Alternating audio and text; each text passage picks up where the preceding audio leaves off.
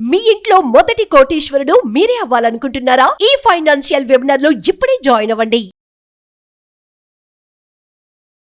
నమస్తే గురుగారు. నమస్కారం. హోలీ వచ్చేస్తుంది కదండి. సో హోలీ పౌర్ణిమ రోజు కోర్స్ మనకు హోలీ స్టోరీ ముందు రోజు జరిగే కామదహనం అవన్నీ మనకు తెలుసు అనుకోండి. బట్ ముఖ్యంగా అమ్మవారి ఆరాధన పౌర్ణమి రోజు చేస్తే, అది హోలీ పౌర్ణిమ రోజు చేస్తే విశేషమైన ఫలితం ఉంటుంది అని అంటారు. అసలు హోలీ విశిష్టత గురించి, ముందు రోజు జరిగే కామదహనం గురించి మాట్లాడుతూ మనం ఈ విషయాలు తెలుసుకుందాం. శ్రీమాత్రే నమః, శ్రీ గురుభ్యో నమః. వాస్తవంగా హోలీ అనేటువంటిది ఎప్పటి నుంచి జరిగింది అంటే మనకు సత్యయుగం నుంచే ఉందని చెప్పాలి. ఎందుకంటే నరసింహస్వామి ఉద్భవం జరగకంటే ముందు నుంచే ఉంది. మనది కాదు, నార్త్ ఇండియన్స్ ఎక్కువ చేస్తారు. మన ఆంధ్రప్రదేశ్ ప్రాంతంలో హోలికా దహనం అని చాలా గ్రాండ్ గా చేస్తారు. ఇది హిరణ్యకశపుడి యొక్క చెల్లెలైనటువంటి హోలిక అనేటువంటి ఆమె ప్రహ్లాదుడిని ఎన్ని రకాలు ఆయన పంచభూతాల్లో వేటితోని పిల్లవాడిని చెర పెడితే అతను శివనామస్మరణ చేస్తాడని, లేదా అసలు విష్ణువే లేడు అంటాడు అని చెప్పి ఇక్కడ చాలా మంది ఏమంటారు అనంటే, శివనామస్మరణ చెయ్యమన్నాడు, వైష్ణవ నామం చెప్పొద్దు అన్నాడు అని అంటారు. ఆయన అసలు ఏ దేవుడి నామం చెప్పొద్దు, నేనే దేవుణ్ణి అనేటువంటి అహంకారంతో మాట్లాడాడు. వాస్తవంగా ఆయన ఏ దేవుడి నామం కూడా పలకకు, కేవలం నన్నే నీ దేవుడిగా భావించు అని చెప్పి అన్ని రకాల ఇబ్బందులు పెట్టి ఆఖరికి హోలికనిచ్చి మంటలో వేసామని చెప్పాడు. తీసుకెళ్లి అగ్నిలో వేసిన తర్వాత కూడా పిల్లవాడికి ఏమీ కాలేదు. ఏంటిది ఏమీ కావట్లేదు అంటే, నిజంగా నాకేం కావట్లేదు, కావాలంటే నువ్వు కూడా వచ్చి కూర్చో అన్నాడు అబ్బాయి. సలే అని కూర్చుంటే మొత్తం హోలిక మొత్తం అంతా దహనం అయిపోయింది. పిల్లవాడు మాత్రం అలాగే బయటకు వచ్చేసాడు. అలా ఆ రోజున స్వామివారికి ఏంటంటే అపారమైన నమ్మకంతో ఈ యొక్క ప్రహ్లాదుడు నేనున్నానని ఎంత నమ్మాడు. నేనున్నానని నమ్మిన తర్వాత నేను లేకుంటే ఎలా? కాబట్టి ఆఖరణ తండ్రి గారు అడుగుతారు, ఎక్కడున్నాడు నీ శ్రీహరి అంటే, ఇందుగలడందు లేదని సందేహం వలదు చక్రి ఎందెందు వెతుకో అందందే కలడు, బ్రహ్మాండం అంతా నిండి ఉన్నాడు అయ్యా నా విష్ణువు, ఎక్కడ లేడు, కావాలంటే నువ్వు నన్ను కోసినా సరే నా లోపల నుంచి విష్ణువే వస్తాడు అని అంత పరమ విష్ణు భక్తుడు అనమాట. కాబట్టి దీని అర్థం ఏంటంటే, వాస్తవంగా మనము పరమాత్మని ప్రతి చోట చూడాలి, ప్రతి ఒక్కరిలో చూడాలి. బ్రహ్మాండం అంతా నిండి ఉన్నటువంటి దాంట్లో పరమాత్మని అణువు చూస్తే పరమాత్మ ఖచ్చితంగా మనతోనే ఉంటాడు. మనకు కృష్ణుడికి 16,000 మంది భార్యలు అని అంటారు. భార్య అంటే భరించువాడు భర్త. వారందరూ కూడా ఆ యొక్క రాక్షసుడు ఎత్తుకొని వెళ్ళిపోయినప్పుడు, మమ్మల్ని ఇంకెవ్వరు కూడా తీసుకెళ్లరయ్యా అని చెప్పినప్పుడు, సరే మీ అందరికీ నేను తోడుగా ఉంటాను. ఒకటేసారి 16,000 మంది కృష్ణాన్ని పిలిచిన 16,000 మంది దగ్గరికి వెళ్ళిపోయాడు కృష్ణుడు. ఎలా వెళ్ళాడు మీరు అనుకోండి. ఖచ్చితంగా ఇప్పుడు కూడా ఆయన గురించి మాట్లాడుతూ, ఆయన ఉన్నాడని మాట్లాడితే ఇక్కడెక్కడో కూర్చొని చూస్తూ ఉంటాడు, అవునా నిజమా అని చెప్పి. కాబట్టి కృష్ణుడికి అంతా ఆయనకు రంగులతో ఆట అంటే చాలా ఇష్టం. ఈ హోలీ రోజున అందుకనే ఈ హోలికా దహనం చాలా బాగా చేస్తారు. అవి కూడా న్యాచురల్ కలర్స్. ఇవాళ రేపు ఏమైపోయిందనంటే, మన ఇండియాలో ఉన్న ప్రతి పండగ చైనా వాడికి పండగ, మనకు కాదు పండగ. అక్కడి నుంచి ఏవేవో రకరకాల కెమికల్స్ తోని, ఒక్కళ్ళన్నా అక్కడ కెమికల్స్ తోని హోలీలు చేసుకుని చూపించండి, బాంబులు కాల్చుకుంది చూపించండి పెద్ద పెద్దవి. ఇవాళ రేపు కాల్చే బాంబులకు ఇల్లులు కూలిపోతాయేమో అనిపిస్తుంది.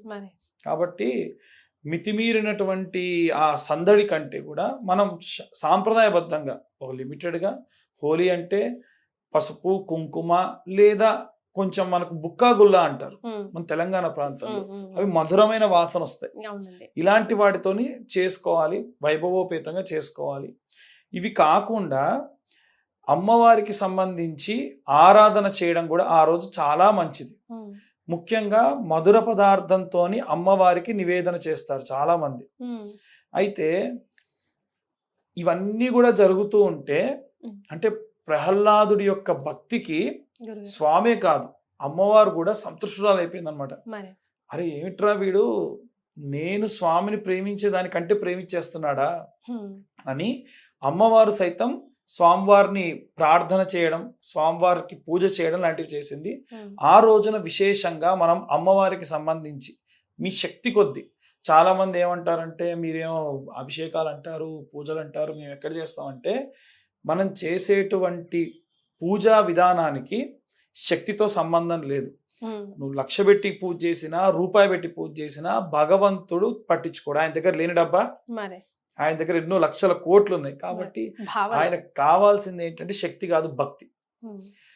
చిన్న అమ్మవారి విగ్రహం ఇంట్లో ఉంది, లేదు మనకి వెండి కాయిన్ లో అమ్మవారి విగ్రహాలు వస్తాయి కదా, అలాంటివి పెట్టుకొని మన ఫోన్ లోనే శ్రీ సూక్తము లేదా అమ్మవారికి సంబంధించి కనకదార స్తోత్రం లాంటివి పెట్టేసుకొని మన ఇంట్లోనే ఇన్ని పాలు, ఇంత పెరుగు, ఇంత తేనె, ఇంత నెయ్యి, ఇంత చక్కెర ఇవన్నీ పెట్టేసుకొని అవి ప్లే చేసుకొని, అమ్మ ఇప్పుడు నేను నీ పాదములు కడుగుతున్నా, పాలు కూడా పూర్తిగా పోయకుండా పాదముల దగ్గర ఒక చుక్క, చేతుల దగ్గర ఒక చుక్క, భుజాల దగ్గర, తల దగ్గర ఇలా పోస్తూ మళ్ళీ ఒక చుక్క నీళ్లు పోయాలి. ఏ పదార్థం వాడినా మళ్ళీ నీళ్లు పోయాలి. ఇలా పంచామృతాలతోని చేసి తర్వాతకు మళ్ళీ తీసి అమ్మవారిని శుభ్రంగా తుడిచి, చాలా మంది తుడిచేటప్పుడు కూడా ఒక క్లాత్ పెట్టుకుంటారు, జీవితాంతం అదే క్లాత్, దాన్ని కడిగేసి తుడిచేసి దాన్ని బరాబర రుద్దుతూ ఉంటారు. మనం దేవుడి విగ్రహాలు ఎంత సున్నితంగా హ్యాండిల్ చేస్తే అంత మంచిది. అందుకే మనకు వస్త్రం అని ఉంటుంది, సత్యనారాయణ వ్రతం చేసినప్పుడు మధ్యలో దూది ఉంటుంది. ఆ దూది ఎందుకు? విగ్రహాలు తుడవడానికి.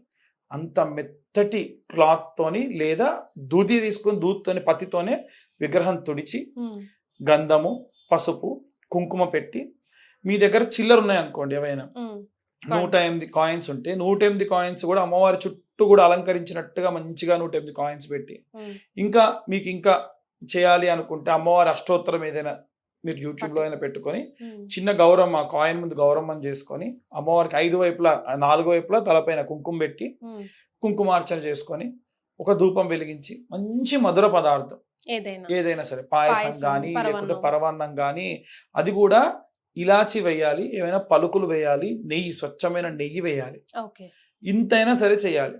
చేసి నైవేదన పెట్టి హారతిస్తే చాలు.